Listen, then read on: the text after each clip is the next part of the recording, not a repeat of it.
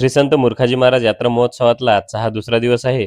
पहिले तर सकाळी सकाळी मंदिरामध्ये आलो श्रींच्या चरणी आणि ऑफिसमध्ये येऊन सर्वांनी हार करून घेतले. नंतर आम्ही कीर्तन मंडपामध्ये आलो. इथे आलो, कीर्तन मंडपाचा जरासा व्हिडिओ काढून घेतला. या बॅनरची डिझाईन सुद्धा तुमच्या भावानंच केली होती. कशी झाली तर कमेंट मध्ये सांगा बरं. लवकरच भागवत कथेचे प्रवक्ते हरिभक्तपरायण कैलास महाराज चांदूरकर यांचं आगमन झालं. आमच्या मंदिराचे सचिव रविदादा काकडे यांच्या हस्ते तीर्थस्थापनेचा कार्यक्रम पार पडला आणि भागवत महापुराण कथेचा प्रारंभ झाला. कथेचं प्रथम सत्र समाप्त झाल्यानंतर महाप्रसादाचं सुद्धा इथे आयोजन करण्यात आलं होतं. कथेचं द्वितीय सत्र समाप्त झाल्यानंतर हरिपाठाला मंदिरामध्ये आलो. संदीप महाराज उंडाळ, अक्षय महाराज मल्ले आणि सागर महाराज कडू हे आज हरिपाठाला उपस्थित होते. हरिपाठ समाप्त झाल्यानंतर कीर्तनाचं सुद्धा मंदिरामध्ये आयोजन करण्यात आलं होतं. त्यासाठी दुधलमचे किरणदादा महल्ले आमचे साऊंडवाले त्यांनी सुंदर साऊंड लावून घेतला. आमचे सर्वांचे आवडते मृदंगाचार्य हरिभक्तपरायण सागर महाराज कडू यांनी आपला पकवाज लावून घेतला. हरिभक्तपरायण संदीप महाराज उंडाळ यांच्या मधुर वाणीतून कीर्तनाचा आरंभ झाला. त्यांच्या पाठीमागे गायनाकरता अक्षय महाराज महल्ले उपस्थित होते. लवकरच आजचे कीर्तनकार हरिभक्तपरायण शिवाजी महाराज बारबदे यांचं कीर्तन मंडपामध्ये आगमन झालं.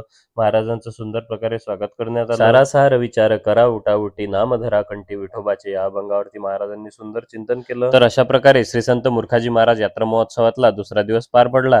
तुम्हाला जर आपले व्हिडिओ आवडत असतील तर तेवढा आपल्या पेजला फॉलो करून घ्या. भेटू मग उद्याच्या व्हिडिओमध्ये. तोपर्यंत जय गजानन माऊली.